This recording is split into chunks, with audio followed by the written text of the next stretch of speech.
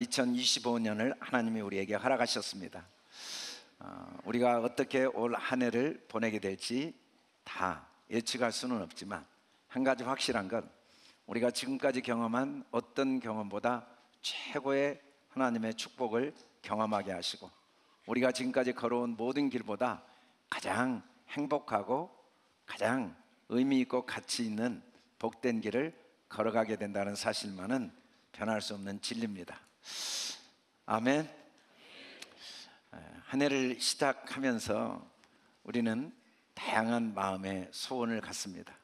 생각해보면 도대체 사람은 왜 소원을 가질까 궁금하지만 성경은 소원을 주신 분이 하나님이시기 때문에 우리가 소원을 갖는다고 말씀하십니다. 두 번째는 우리는 그 소원이 과연 이루어질까라는 고민과 염려가 있지만 그럼에도 불구하고 우리 소원이 반드시 이루어진다는 사실은 하나님이 그 소원을 주신 분도 하나님이시지만 친히 이루시기 때문이라고 성경은 말씀합니다. 한 목사님이 골프를 아주 좋아하시는데 그날따라 너무 골프 치기 좋은 화창한 날씨, 아침에 날씨가 해가 뜨는 걸 보고 고민을 했습니다. 왜냐하면 그날이 주일이었기 때문에 고민을 많이 했는데 도저히 유혹을 이길 수 없어서 부목사님에게 전화를 하고 사정이 있다는 이야기를 하고 골프장에 나가서 골프를 친 거죠. 그 모습을 본 천사가 하나님께 말했다고 그래요. 하나님 보셨죠? 저 목사님 나도 봤다. 가만히 두면 절대 안 됩니다. 하나님께서 저 목사를 단단히 혼을 좀 내주십시오. 알겠다. 그래서 목사님이 골프를 딱 첫 타를 치는데 깜짝 놀란 게 지금까지 한 번도 쳐보지 못한 먼 거리로 공이 날아가기 시작하는 거예요. 그리고는 날더니 갑자기 이 구멍으로 쏙 들어가서 첫 타에 홀인원이 됐다고 합니다. 천사가 하나님께 따졌죠. 하나님 이게 무슨 일이십니까? 벌을 주시겠다고 해놓고. 그러니까 하나님이 하신 말씀이 한번 생각해봐라. 첫 타에 일생일대 홀인원을 한 이 사실을 자랑할 수 없는 목사의 고통을 자랑을 하고 싶은 일이 있는데 자랑 못하는 목사의 고통. 우리는 하나님이 내가 원하는 방법으로 복을 주시리라는 착각을 해요. 하나님이 주시는 복은 우리가 원하는 방법이 아닐 때가 많아요. 우리는 하나님이 원하시는 방법으로 우리를 징계하시고 고난을 주시리라고 착각합니다. 그러나 하나님의 징계는 우리가 원하는 방법대로 안 될 때도 많아요. 한 가지 확실한 건 하나님이 하시는 모든 징계나 축복은 결국은 우리에게 유익을 주기 위함이라는 사실은 변하지 않습니다. 그래서 우리가 하나님의 일하심을 보지 못하고 하나님의 인도하심을 깨닫지 못할 때가 많습니다. 하나님이 우리를 인도하시는 방법은 그럼에도 불구하고 변하지 않는 절대적인 원리가 있습니다. 하나님은 우리에게 문제를 해결해 주시거나 당장의 눈앞에 축복을 주시기보다 우리를 먼저 문으로 인도하시는 분이라고 말씀을 하고 있습니다. 한번 1절을 같이 읽어봅시다. 시작. 내가 진실로 너희에게 이르노니 문을 통하여 양의 우리에 들어가지 아니하고 다른 데로 넘어가는 자는 절도며 강도요. 알고 보면 우리가 사는 삶의 모든 고통과 아픔, 외로움과 고독, 절망과 좌절, 낙심, 이 모든 것들은 문을 잘못 들어갔기 때문이라고 분명히 말합니다. 문으로만 들어가면 문제가 아닌데 문 아닌 다른 곳으로 들어가기 때문에 절도와 강도를 만나게 되는 거죠. 우리가 많은 걸 얻었는데 가장 소중한 걸 잃어버릴 때가 많아요. 가장 소중한 하나님의 은혜를 잃어버리고 믿음을 잃어버리고 감사를 잃어버리고 그리고 마음에는 교만과 낙심, 절망, 원망, 불평, 후회, 자책 이런 불행의 요소들이 우리를 사로잡을 때가 있습니다. 반대로 삶에 많은 어려움과 고난이 있는데도 불구하고 오히려 그것 때문에 더 풍성한 은혜를 누리고 삶이 더욱 값지고 의미 있고 보람 있는 삶을 사는 경우도 있는 거죠. 그 이유가 뭐냐면 문의 문제라고 합니다. 오늘 우리가 여러분 이곳에 올 때도 교회의 정문을 통과하지 않고는 들어올 수가 없고 이 예배당에 들어올 때도 예배당 문을 통과하지 않고는 들어올 수가 없죠. 또 예배당 문을 닫았기 때문에 우리가 안전하게 이렇게 예배를 드릴 수가 있습니다. 그러나 밤 2시, 3시 되면 여러분들은 다 집에서 주무실 때 이 예배당의 좋은 공기, 좋은 환경을 위해 우리 기도한 장로님은 밤잠을 안 자고 밤새도록 이 창문을 다 열고 문을 열어놓고 환기를 시키죠. 우리는 또 차를 타고 올 때도 차문을 열고, 이 문들은 때로는 날씨가 춥고 소리가 들리면 문을 다 닫아서 안전하게 소리를 차단하고 또 추위를 보호합니다. 이곳에 공기가 탁하고 그러면 또 창문을 열어서 환기를 시키고 햇빛을 들어오게 하고, 그렇게 문을 유용하게 사용하면서 우리는 삶을 누릴 수가 있는 거죠. 그러나 가장 소중한 문은 인생의 문입니다. 인생에도 두 가지 문이 있거든요. 축복의 문과 불행의 문이 있어요. 행복의 문을 열면서 불행을 경험할 방법은 없습니다. 반대로 불행의 문으로 들어가서 행복을 경험할 방법은 없어요. 그래서 우리는 먼저 문을 잘 찾아가야 돼요. 문으로 가지 않으면 다 도둑맞습니다. 다 강도들에게 찢기고 상하고 고통을 당합니다. 그래서 주님은 우리에게 문으로 인도하기를, 문으로, 올바른 문으로 들어가도록 우리를 돕기를 원하시는 거죠. 마태복음 13장 52절에 보면 예수님께서 비유를 하실 때 하나님이 우리를 위해, 우리는 천국의 제자들인데 곳간에 옛것과 새것을 다 준비해 놓으셨어요.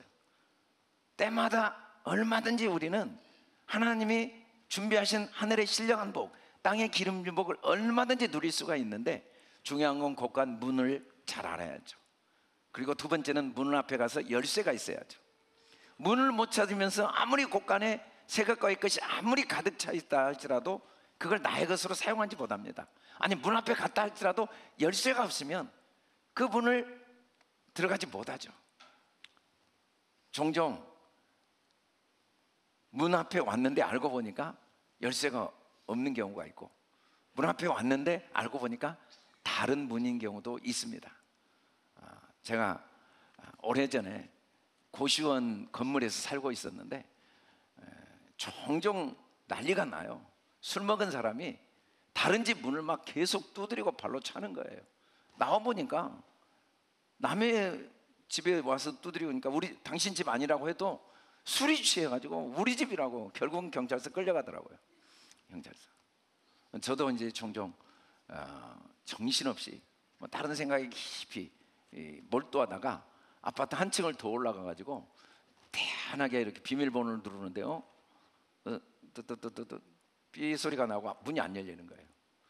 다시 누르고 한 3번 하면서 어이 뭐야 이거, 우리 아내가 비밀번호 바꿨나? 깜짝 놀라고 보면은 층을 잘못 올라온 거예요. 그 집에서 안에서 누구세요 하고 목소리가 들리는데 가슴이 철렁한 거죠. 깜짝 놀랐어요. 남의 집 가서 그렇게 누르면 안 됩니다. 그래서 우리는 문을 잘 찾아가야 돼요. 문을 잘 찾아가야 되는데, 그 문을 첫째는 잘 찾아야 되고, 두 번째는 그 문에 가서 비밀번호를 정확히 알아야 돼요. 하나님은 우리에게 천국 열쇠를 주셨거든요. 아무리 문 앞에 가서도 열쇠가 없으면, 비밀번호를 모르면 그 집에 있는 걸 사용하지 못해요. 그래서 우리의 삶에 제일 소중한 건 축복의 문을 찾는 거고, 그리고 그 문을 열 수 있는 열쇠를 가져야 돼요. 열쇠. 축복의 문은 바로 예수 그리스도의 문입니다. 같이 한번 읽어봅시다. 시작. 그러므로 예수께서 다시 이르시되 내가 진실로 진실로 너희에게 말하노니 나는 양의 문이라. 유일한 문. 양의 문이란 말은 축복의 문, 행복의 문, 우리 삶을 의미 있고 가치 있게 하는 유일한 문은 예수님 한 분이십니다.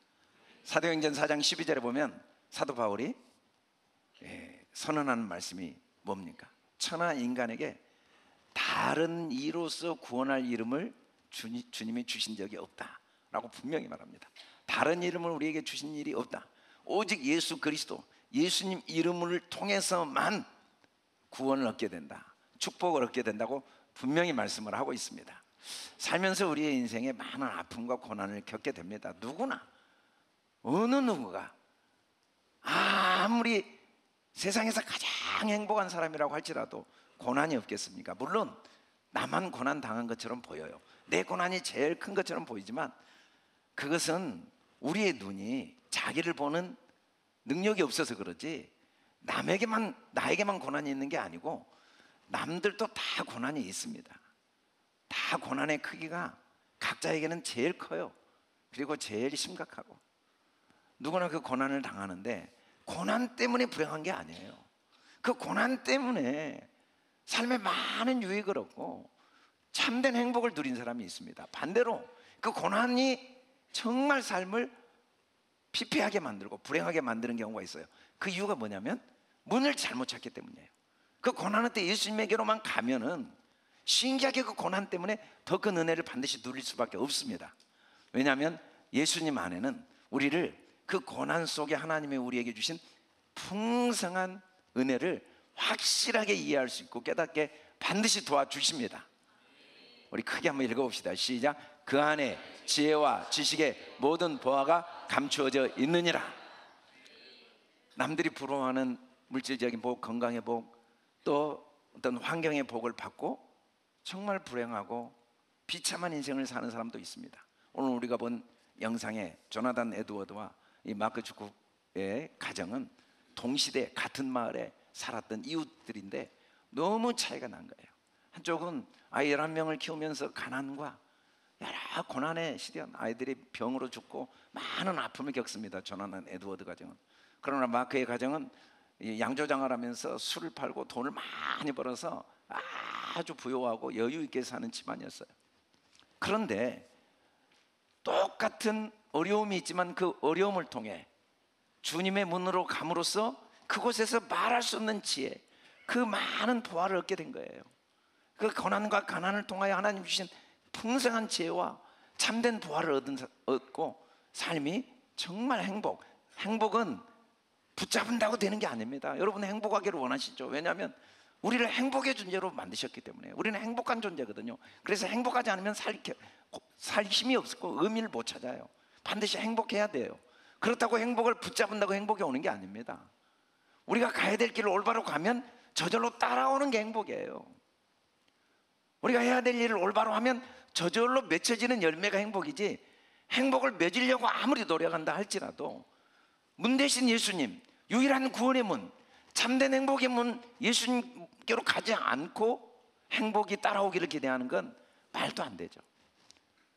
그렇게 부유하고 능력 있고 정말 평탄한 삶을, 자기 욕심과 자기 뜻을 다 이루는 삶을 살았지만 그로 인하여 예수님의 문에게 가지 않으니까 오히려 그 부유함 때문에 얼마나 불행한 가문이 되고 얼마나 불행한 삶을 살게 되는가를 수많은 역사의 믿음의 이 증인들을 통해, 역사를 통해 우리는 알 수가 있습니다. 그래서 우리는 철저하게 예수님의 문으로 가야 됩니다. 성경의 모든 인물들이 수많은 고난과 시련 때, 축복 때 여전히 예수님의 문으로 가서 그 모든 것들이 합력하여 더 풍성한 행복을 누리게 하는 증인들이 있죠. 반대로 자기의 뜻과 계획을 다 이루었음에도 불구하고 여전히 예수님의 문으로 가지 않아서 오히려 솔로몬의 영광을 얻고도 헛되고 헛되며 헛되고 헛되니 모든 게 헛된 인생을 사는 사람들도 있습니다. 하나님은 2025년 우리를 예수님의 문으로 인도하기를 원하십니다. 그리고 그 문 안으로 들어가기를 원하십니다.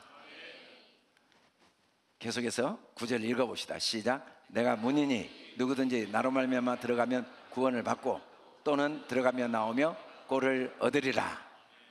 내가 문이니 누구든지 나로 말미암아 들어가면 구원을 받고, 예수님의 문으로만 들어가면 반드시 구원을 받습니다.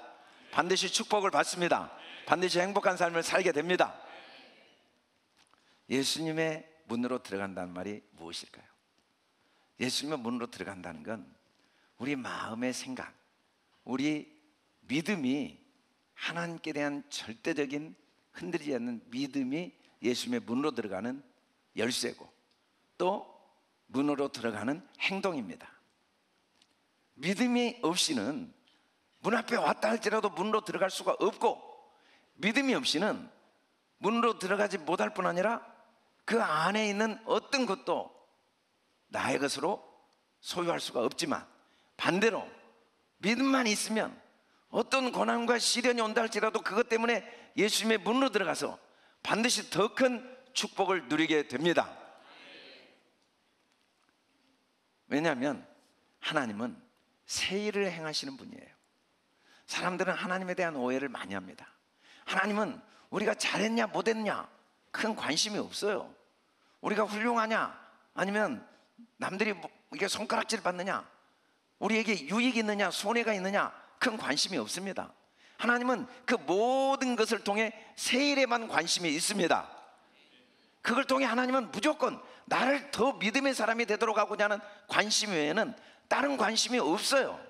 그러나 사람들은 하나님의 관심에 관심이 없어요. 하나님은 나를 통해 새 일을 행하기를 원하시는데, 나에게 일어난 형통한 일 때문에 더 믿음의 사람이 되기를 원하시고, 내가 겪고 있는 고난과 시련 때문에 더 믿음의 사람이 되기를 원하시고, 더 날마다 속사람이 하나님의 사람, 믿음의 사람, 더 예수님의 문으로 와서 예수님의 문으로 들어가는 사람, 항상 어떤 경우에도 다른 문을 찾지 않고 예수님의 문을 찾고 그 문의 열쇠를 가지고 그 천국 문을 여는 믿음의 사람이 되기를 원하시는데, 우리는 하나님의 원하심에 관심이 없을 때가 참 많아요. 그럼에도 불구하고 하나님은 한순간도 다른 생각을 하지 않으십니다. 모든 걸 통해 무조건 새 일을 행하십니다. 나의 연약함, 나의 허물을 통해서도 새 일을 행하십니다. 나의 의, 나의 능력을 통해서도 새 일을 행하십니다. 하나님은 반드시 새 일을 행하세요. 그래서 우리는 어떤 경우에도 믿음을 가져야 됩니다. 하나님은 그리고 도저히 이해할 수 없는 일을 행하십니다. 상상할 수 없는 일을 행하세요. 광야에서 어떻게 길이 납니까? 광야를 한번 가보세요. 그곳에 어떻게 길이 만들어지는가. 그러나 광야에서 길을 내시는 분이십니다. 사막에 어떻게 강을 내냐고요. 그런데 하나님이 바로 그런 분이십니다. 사막에 강을 내시는 분이십니다. 살다 보면은 우리는 삶에 기쁨이 없이는 살 수 없기 때문에 다양한 기쁨의 이 이유들을 찾아내고자 노력을 합니다. 그리고 내 계획대로 될 때 우리는 기뻐합니다. 내가 모든 걸 예측할 수 있고 통제할 수 있게 되면 마음에 평안이 있고 기쁨이 밀려옵니다. 내 욕구가 다 이루어지면 기쁨이 밀려와요. 그러나 반대로 내가 계획한 일이 다 무너져 버리면 마음에 기쁨이 싹 사라집니다. 내가 예측이 불가능해요. 어떻게 될지, 가진 돈도 없고 능력도 없고 앞날이 어떻게 될지, 누군가에 의해서 무엇에 의해서 내가 끌려갈 수밖에 없는 상황이 되면 기쁨을 다 잃어버립니다. 내 욕구가 도저히 채워질 가능성이 없으면 마음에 절망이 밀려오고 슬픔이 밀려오지만, 그러나 우리가 예수님의 문으로 들어가기 위해서는 우리의 기쁨의 원인이 그 눈에 보이는 것이 아니고 여호와를 기뻐해야 됩니다. 여호와를 기뻐한다는 건 전적으로 주님께 맡기는 거죠. 전적으로 주님을 의지하는 겁니다. 너는 마음을 다해 여호와를 신뢰하라. 여러분, 이해가 가야 신뢰를 하죠. 나를 인도하시는 하나님의 인도하심이 눈에 보여야 신뢰를 하죠. 내가 계획한 일이 잘 이루어져야 하나님을 신뢰하죠. 그러나 성경은 뭐라고 합니까? 6절을 같이 한번 읽어봅시다. 시작. 너는 범사의 글을 인정하라. 그리하면 내 길을 지도하시리라. 이해가 안 가요. 이해가 안 가지만 그럼에도 불구하고 이 길이 돌아가는 길이지만 하나님이 나를 위해 준비하신 완전한 길이라는 사실은 변하지 않습니다. 하나님은 우리를 위해 완전한 길로 인도하십니다. 우리를 위해 최고의 길로 인도하십니다. 우리에게 가장 유익된 일을 열심히 하고 계십니다. 하나님은 우리에게 고든 길로 인도하신다고 하시지 않았어요. 굽은 길도 가고 골짜기 길도 가고 사막길도 가게 하세요. 왜냐하면 우리를 완전하게 인도하시니까.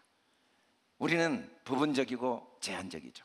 그러나 하나님은 전체를 보시고, 그리고 우리는 일시적인 유익을 원하죠. 그러나 하나님은 우리의 영원한 유익을 원하시기 때문에 내 계획대로 안 돼도 계획이 없는 게 아닙니다. 그 속에 하나님의 완전하신 계획이 있습니다. 내 뜻대로 안 됐다고 내 뜻이 무너진 게 아닙니다. 그 속에 내 뜻을 이루시는 하나님의 일하심이, 하나님의 열심히 일하고 계십니다. 그래서 우리는 그 하나님을 인정하고 믿음을 가져야 됩니다. 그러면 하나님 반드시 우리 길을 인도하십니다. 우리가 잘 아는 이 그림은, 루브르 박물관에 있는 이 밀레의 그림은 너무 많은 사람들에게 알려져 있고 프랑스 사람들이 그렇게 국보로 여기는, 자랑스러워하는 그림이고 많은 사람들에게 감명을 준다고 그래요. 그 석양에서 하루를 마치며 조그마한 감자 바구니를 놓고 감사기도 하는 부부의 모습 속에 거룩함과 신성함을 느낄 수 있다고 말합니다. 그런데 알고 보면 이 그림의 배경이, 이 밀레라는 부분이 굉장히 이제 역사적으로 많은 이야기들이 있고 아주 독특한 화가로 알려져 있는데, 사실은 이 그림이 그 바구니 밑에 이 사람을 묻은 관이 놓여져 있다고 그래요. 원래는 아이를 묻고 그 절망과 슬픔과 고통 속에서 하나님 앞에 머리를 숙이고 기도하고 있는 모습인데, 그 위에 조그마한 감자 바구니를 놓으니까 사람들이 저 그림을 보고 신성함과 거룩함, 그 하루를 마치고 하나님의 은혜에 감사하는 밝은 모습을 보고 감명을 받게 됐다는 거죠. 사실은 하나만 바꾼 거예요. 사람을 묻은 관 대신 조그만한 바구니를 그 위에 올려놓았더니 이 분위기가 180도 바뀌었다는 거죠. 마찬가지입니다. 우리가 조금만 믿음으로 보면 똑같은 상황 속에서 놀라운 구원과 축복을 반드시 누리게 되어 있습니다. 그를 위해서 꼭 필요한 게 뭡니까? 잠언 기자가 우리에게 교훈하고 있는 말씀을 같이 한번 읽어봅시다. 시작. 스스로 지혜롭게 여기지 말지어다. 여호와를 경외하며 악을 떠날지어다. 이것이 내 몸에 양약이 되어 내 골수를 윤택하게 하리라. 스스로 지혜롭게 여기지 말지어다. 안타깝고 그리고 받아들이기 어려워도 이 세상에 사람들이 생각하는 옳은 건 존재하지 않습니다. 좋은 건 존재하지 않고 유익된 건 존재하지 않아요. 알고 보면 옳고 그름은 단지 시간과 공간에 의해서 만들어진 가공품입니다. 여러분, 옳고 그름은 시간과 공간이 그 순간순간 만든 허상입니다. 공산주의는요, 북한에 가면 최고의 이론이 있고 정치 제도입니다. 민주주의는 북한에 가면 사형감이에요. 공산주의는 한국에 오면 바로 법적인 처벌을 받습니다. 민주주의는 한국에서는 최고의 정치 제도죠. 우리는 민주주의가 옳다고 하지만 이곳에서 옳은 거예요. 북한에 가면 민주주의는 사형감입니다. 시간이 결정한 거예요. 부부가 손잡고 가는 모습이 너무 아름다웠고 그래서 부부의 날까지 만들었지만 불과 몇백 년 전에는요, 남녀 7세 부동석이에요. 어떻게 남녀가 유별한데 함께 손을 있을 수 없는 일이었어요. 옳고 그름은 그냥 나의 만 가지 여러 생각 중에 한 부분에 불과한데도 불구하고 우리의 모든 고통은 내 지혜를 의지해요. 내 생각을 의지해요. 내 경험을 의지하고 그걸 포기하지 못해요. 내 경험, 내 지식, 하나님의 완전하심, 모든 것 속에 하나님의 일하심, 돌아가는 그 길마저도 나를 향한 하나님의 계획이 담겨 있다는 사실을 받아들이지 못하고 인정하지 못하고 하나님을 인정하지 못한 내 죄악, 이 교만이 우리 골수에 병을 들게 하고 온몸을 고통스럽게 하고 삶을 불행하게 하지만 여호와를 인정하면, 그 속에 하나님의 나를 향한 계획이 있음을 인정하면 비교할 수 없는 유일무이한, 누구와도 비교할 수 없는 나를 위해 목숨까지 주신 분이라고 우리가 믿고 있죠. 그분이 전능하시다고 믿고 있죠. 그분이 매 순간순간 내 삶을 인도하고 계신다는 사실을 인정하면 몸에 양약이 됩니다. 골수가 연퇴하게 됩니다. 어떻게 문 대신 예수님 안으로 들어갈 수 있겠습니까? 유일한 길은 믿음입니다. 믿음이 없이는 하나님을 기쁘시게 할 수가 없습니다. 의인은 오직 믿음으로 말미암아 살아야 됩니다.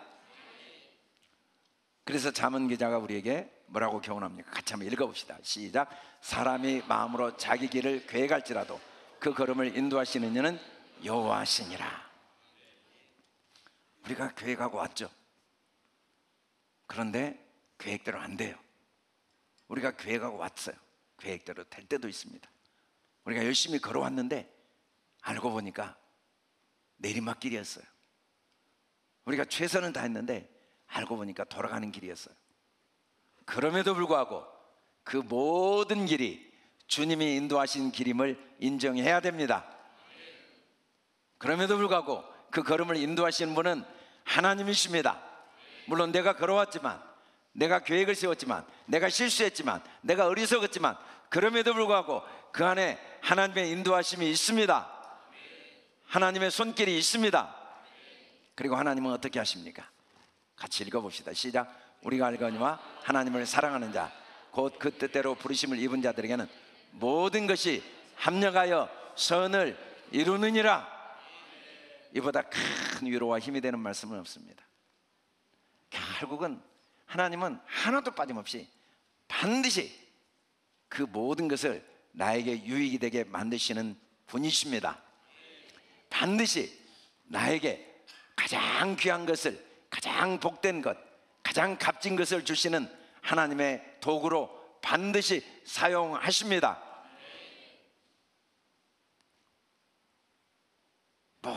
모든 것이 합력하여 선이 돼요. 나의 어리석음, 나의 연약함, 억울함, 고통.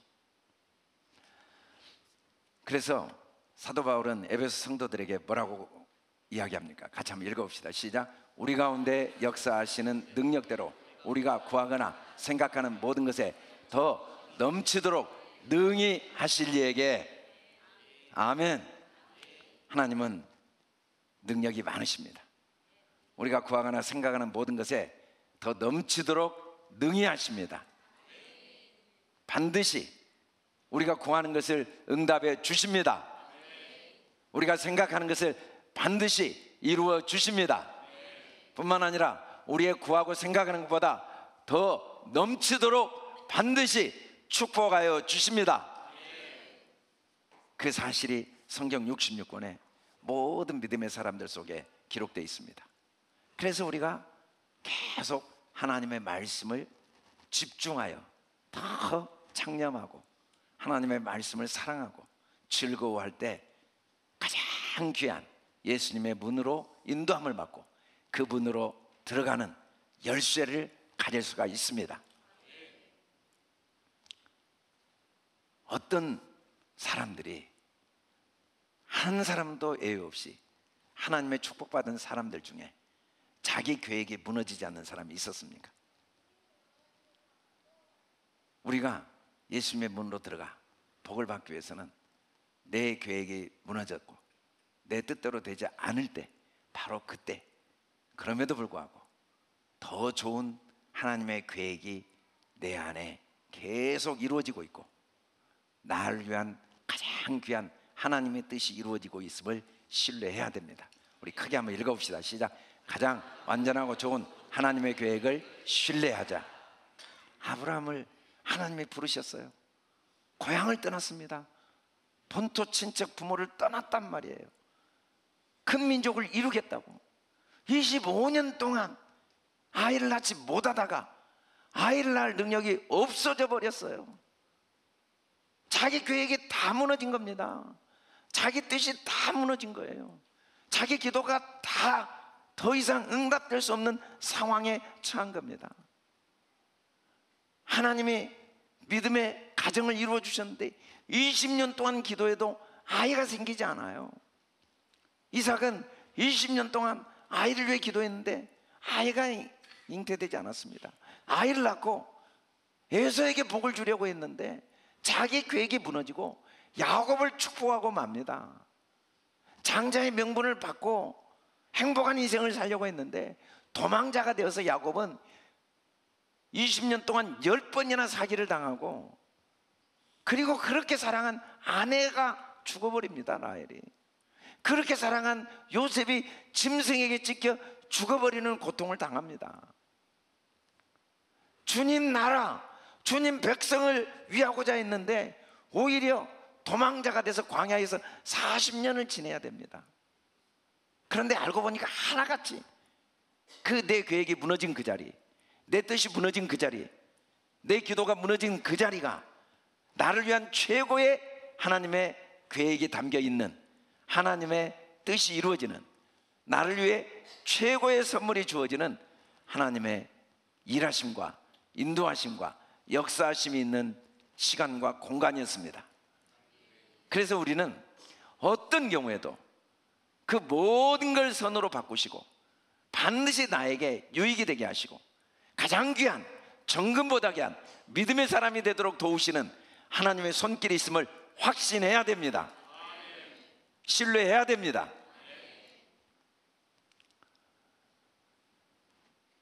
오늘 우리가 본 영상의 조나단 에드워드는 오직 주님을 의지함으로 자기 내면을 살피는 일에 일생을 다 보냈습니다. 영적 부흥기였던 그 미국의 19세기에도 조나단 에드워드 가정은, 교회는 부흥하지 않았습니다. 사람들이 많이 모이지 않았고 사람들에게 인기가 없었어요. 그런데 그럴수록 자기 내면을 살피고 하나님을 신뢰하는 믿음을 더욱 견고하게 하고자 끊임없이 기도했죠. 하나님의 말씀을 볼 때마다 모든 믿음의 사람들의 특징이, 공통점이 하나님의 계획에 대한 신뢰가 도저히 이해가 안 되지만 내 계획이 완전히 무너졌음에도 불구하고 그때 하나님을 신뢰하는 믿음을 통해 얼마나 하나님의 위대한 일들이 이루어졌는가를 끊임없이 교훈받은 거죠. 성지 순례를 가신 분들 중에 터키를 갔다 오면 서머나 교회에 가면 로마 가톨릭에서 만들어 놓은 기념교회 천장에 폴리갑 그림이 있습니다. 그 그림의 모습이 장작불 위에 폴리갑이 태워지는 모습이에요. 당시에는 로마 황제가 신이었거든요. 너무 그 지역, 서머나 지역에 폴리갑이 인품이 좋고 영향력이 있으니까 마지막까지 로마 관리가 설득을 합니다. 황제가 신이라고 한 번만 이야기하라고. 그러면 너를 화형시키지 않겠다고. 그때 폴리갑이 남긴 말이 너무 유명하죠. 86년 동안 주님은 한 번도 나를 부인하지 않으셨는데 내가 어떻게 주님을 부인하겠습니까? 나를 태우면 타지 않는 부활의 몸을 입게 될 텐데, 내가 죽으면 죽지 않는 영원한 하나님 나라로 들어갈 텐데 내가 무엇이 아쉬워서, 무엇이 두려워서 주님을 부인하겠습니까? 여러분, 우리가 내 계획이 무너질 때 하나님을 신뢰한다는 건 너무 힘든 일이지만 바로 이때 하나님을 신뢰하는 것이 가장 값지고 의미 있고 보람 있는 일입니다. 무엇보다 불가능을 가능케 하시는 하나님의 능력을 의지해야 됩니다. 같이 한번 읽어봅시다. 시작. 불가능을 가능케 하시는 하나님의 능력을 의지하자. 다시 한번 시작. 불가능을 가능케 하시는 하나님의 능력을 의지하자. 말이 안 되죠. 100세가 돼버렸는데 어떻게 아이를 낳습니까? 절대로 말이 안 됩니다. 앞에는 홍해 바다가 출렁거리고 있고 뒤에는 애국 군대가 있는데 어떻게 살 길이 있겠습니까? 말이 안 돼요. 환경과 상황을 보면 사람들이 다 야, 안 돼, 안 돼, 절대 안 돼, 틀렸어. 내 남편 안 돼, 내 아내 안 돼, 네 아들 절대 안 돼, 네 사업 절대 안 돼, 네 병 절대 안 나서, 너는 틀렸어, 네 일은 안 돼, 이 문제는 절대 안 돼. 아무리 이야기해도 하나님은 능히 불가능을 가능케 하시는 분이심을 믿을 때 그 믿음을 하나님은 기뻐하십니다. 하나님은 믿음의 사람을 찾으십니다. 하나님은 믿음의 사람을 통해 일하십니다. 우리가 보일 건 믿을 수 없는 상황임에도 불구하고 하나님께 대한 믿음을 보일 때 그 믿음이 최고의 능력이고 최고의 축복입니다. 그 믿음은 연단되지 않고는 생기지 않습니다. 존귀와 칭찬과 영광을 받을 수 있는 유일한 길은 믿음이지만, 그럼에도 불구하고 그 믿음은 불로 연단되지 않으면 안 됩니다. 믿음은 금과 같아서 광석 속에서는 절대로 금을 볼 수가 없습니다. 용광로에 들어가야만 그 광석 안에 있는 불순물이 제거되고 비로소 정금이 나오듯이 비로소 참된 믿음이 나옵니다. 믿음은 이론이 아닙니다. 믿음은 행동입니다. 믿음은 순종입니다. 믿음은 표현입니다. 하나님은 믿음의 열쇠로 예수님의 문으로 들어가서 때마다 주시는 놀라운 하늘의 신령한 복을 누리기를 원하십니다. 때마다 주시는 놀라운 땅의 기름진 복을 누리기를 원하십니다. 왜 나만 고난을 겪습니까? 주님 의지하고 기도하는데 왜 내게 이런 시련이 옵니까? 이해가 되지 않습니다. 받아들여지지 않습니다. 라는 그 상황은 우리의 믿음을 시험하는 위기입니다. 우리를 무너뜨리려는 사단의 도전입니다. 동시에 그 시험은 나에게 불순물을 제거하는 하나님의 축복의 손길입니다. 정금보다 귀한 믿음을 갖는 하나님의 사랑의 인도하심입니다. 그리고 그때 믿음을 보일 때, 그 믿음을 유산으로 물려줄 때 가장 의미 있고 가장 가치 있고 가장 보람 있는 삶의 열매를 맺을 수가 있습니다. 우리 다시 한번 크게 읽어봅시다. 불가능을 가능케 하시는 하나님의 능력을 의지하자. 시작. 불가능을 가능케 하는 하나님의 능력을 의지하자. 아멘. 하나님의 계획을 신뢰합시다. 낙심하지 맙시다. 원망하지 맙시다. 후회하지 맙시다. 불평하지 맙시다. 비교하지 맙시다. 하나님을 신뢰합시다. 하나님을 신뢰하는 사람은 모든 사람을 친절하게 대합니다. 모든 사람을 존중할 수가 있습니다. 모든 사람을 축복할 수가 있습니다. 불가능을 가능케 하시는 하나님의 능력을 의지하는 사람은 어떤 경우에도 후회하지 않고 뒤로 물러서지 않고 오늘이라는 시간에 내가 할 수 있는 일에 최선을 다합니다. 믿음은 이론이 아니고 입술의 고백으로 나타납니다. 손발의 움직임으로 나타납니다. 믿음의 증거를 보이는 저와 여러분 될 수 있기를 주님의 이름으로 축복합니다. 그럼에도 불구하고 이 믿음은 우리 힘으로 생기지 않습니다. 그리스도의 말씀을 들어야 됩니다. 그래서 가장 귀한 건 예배의 자리를 특권으로 여기고 축복으로 여기고 예배의 자리에 절대로 어떤 경우에도 그 귀한 자리를 놓치지 않는 믿음의 결단이 필요합니다. 한 해를 시작하며 우리가 첫 주일을 모여 주님께 예배드리며 다시 한번 우리 믿음을 새롭게 하는 이 시간이 한 해를 마무리하는 순간까지 모든 예배를 사모하고 예배를 특권으로 여기고 예배를 축복으로 여기며 예배의 자리에 모여서 하나님의 말씀을 듣는 저와 여러분 될 수 있기를 주의 이름으로 축원합니다.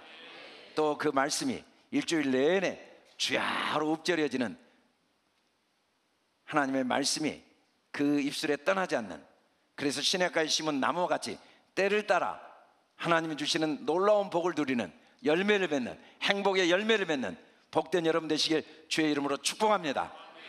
지난 한 해 우리 전교인들이 매일 하나님의 말씀을 입으로 읊조리며 하가다를 하고 또 성경을 통독했습니다. 그래서 모두가 성경을 많이 읽었지만 또 함께 성경을 한 권을 다 한 번 이상 읽으신 분들을 우리가 한 마음으로, 우리가 하나니까 나를 축복하는 마음으로 또 서로를 축복하는 마음으로 상을 시상